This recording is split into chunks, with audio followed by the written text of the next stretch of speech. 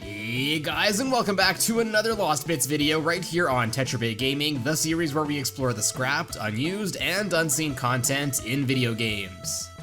2015, the year Nintendo finally took a chance at pushing a brand new IP. Okay, that's better. Yes, Splatoon was the Nintendo game of the summer in 2015 and has since spawned a sequel and amassed a sizable fan base. Man, it's really hard to believe, but as I'm making this video, it's been just over 4 years since the game's release. Or more by the time you're watching this, I guess. Don't worry, I see you there, viewers from 2021. Anyways, with this game's anniversary, I thought it would be awesome to finally dive into the Splatoon series. And I don't want to do this alone, so joining me today is Splatoon fanatic Viantastic. Hey guys, what's up? Hope you're ready to ink your way into some Splatoon Lost Bits. And as always guys, if at any point you do enjoy this video and want to support the channel and would be interested in seeing me cover Splatoon 2 in the future, be sure to ink that like button until it turns blue. Anyways, with all of that said, sit back, go figure out if you're a kid or a squid, it's time to find some lost bits. So even though the development history of Splatoon is pretty well known by now, I think some of the stuff that never made it into the final release is really cool, and I'm sure there are some of you that haven't heard about it yet. So starting at the beginning, this is currently the earliest known screenshot of Splatoon's development, dating back to around November of 2013, about a year after the idea of the game was conceived. As you can see, the stage of the game was incredibly basic. It would feature these tofu block characters, which were to shoot out ink around a maze to cover as much area as possible. Okay, think about that for a few seconds. Splatoon was originally conceptualized as tofu shooting ink. Weird, right? Apparently in this build, the tofu players would not be able to dive down to the ink, like we see in the final release, but instead would be colored so similarly to the ink that they shoot, that they could just camouflage into it. Then, after realizing ink shooting tofu was way too good of an idea, the concept of the game then switched to feature bunny characters instead, since apparently their white fur would make ink easier to see, or something? Yeah, I don't know. Then soon after, the idea to make the game another Mario spin-off was considered, because we certainly don't have enough of those. But eventually it was decided that the ink-style gameplay the developers were going for would be too much of a departure from Mario's normal outings, such as racing karts, going to wild parties, and of course, teaching typing. Oh boy, look at that keyboard! I bet you're going to learn how to type on it! Following this idea, the concept of the game finally changed gears to feature squid characters. Squid-human hybrids to be exact. And look at this. This is an early sketch of what they would have looked like. The weirdos. I guess it has its own charm, but the final designs are way more appealing in my opinion. But in any case, at this point, the squids could dive and swim in the ink and do pretty much everything that we see in the final game. Then, finally at E3 2014, the game was finally shown off in the final style. That's a lot of finals. Although apparently only 10% of the game was complete at the time. There were of course some changes to the game from this build, like different visuals and control options, but nothing too wild to get into. Although, it's kind of crazy to see how much the game's concept has changed throughout the development cycle. Then, just before the final release of Splatoon, Nintendo held a global test fire for the game, essentially a limited time demo to test the game's multiplayer servers. Interestingly, the test fire's files contain an image of what appears to be an early screenshot of Inkopolis. It looks very basic, and we can see all the Inklings T-posing around the plaza. Kinda weird. And now, with that bit of development history out of the way, time to dive into the final release. First up, some unused audio. The only unused audio track is titled STRM Title.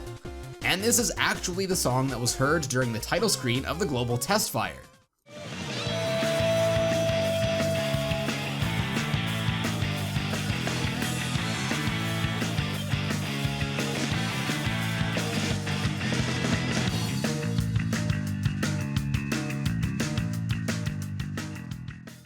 For whatever reason, although still in the files of the final game, this song is never actually played.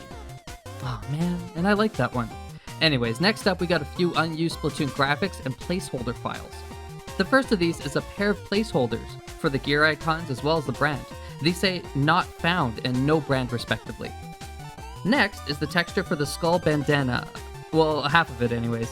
It is technically used, but since the bandana is folded over, only the mouth is ever seen. Likewise, another graphic that is technically used but never seen is the back of the amiibo box in the Inkopolis Plaza. Under normal circumstances, that is, without glitching or moving the camera out of bounds, the back of the amiibo box can never be seen. But interestingly, there is a full texture for the back, which resembles the graphics on the back of real-life amiibo boxes, only here it's written in the Inkling language. It's a really nice touch, although it's kind of weird that it was added for it not to be seen by the majority of players anyway. And the last unused graphic here is found on the TV screen in the model for the Inkopolis Plaza. This appears to be a placeholder image of Marie, or Mari, however you want to pronounce it, and Callie, where their animated graphics appear in the final game. There's always something special that I love about unused placeholder graphics like these ones. I know, right? Same. I love these little bits that they add. Edit. Little bits. Lost bits. Moving along, Splatoon has an insane amount of unused gear, as well as map data. So first, let's quickly go through the maps. There are, oh gee, you might want to sit down for this, 90 unused map entries left over in the game files. However, unfortunately, none of them can be currently loaded into the game because trying to crashes the game. Regardless, what these maps were can often be deduced based on their file name. Now there are just way too many to go through all of them, but long story short, most of them appear to be just test versions of areas such as the tutorial area, as well as both multiplayer and single player maps. I'll quickly show you guys the names of each of the unused files on screen here. Now there's no way of telling how different these test areas may be from the final releases, but if there ever is a way to load these in, I definitely hope they are from a way earlier point in the game's development. And now onto the game's unused and early versions of gear. First up, we have an early icon for the stealth goggles. The biggest difference here is the green glow on the lenses as seen in the final version. Although there aren't any models or icons for this item, an elite version of the Octoling goggles can still be found left over in the game.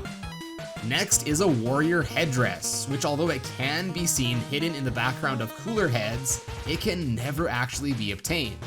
Well, that is legitimately anyway, as since the model of the headdress is still left in the game, some fans like Asutoro here were actually able to load it into the game with some hacks. I can only assume this was removed for the same reason that this was changed in Super Smash Bros. Ultimate. Next, we have some unused clothing icons, since most of them were slightly changed.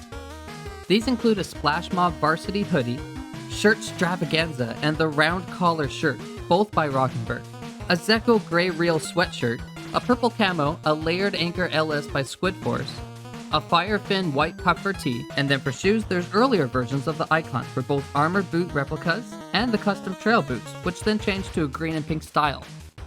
Next up, we have an unused model of the Octolings here on the left, while the one on the right is the one that is used. There are several indicators that suggest that at one point the Octolings may have been considered to be playable characters, such as having unique normally unseen eyes, as well as their own unique version of the Kraken special move colloquially known as the Octo-Kraken, with the difference being the tentacles curl up instead of down like with the Inklings.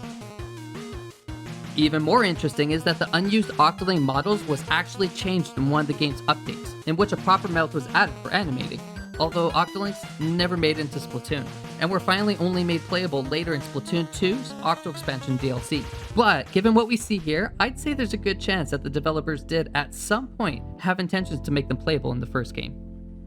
And for the last stop of this video, we have some unused text strings.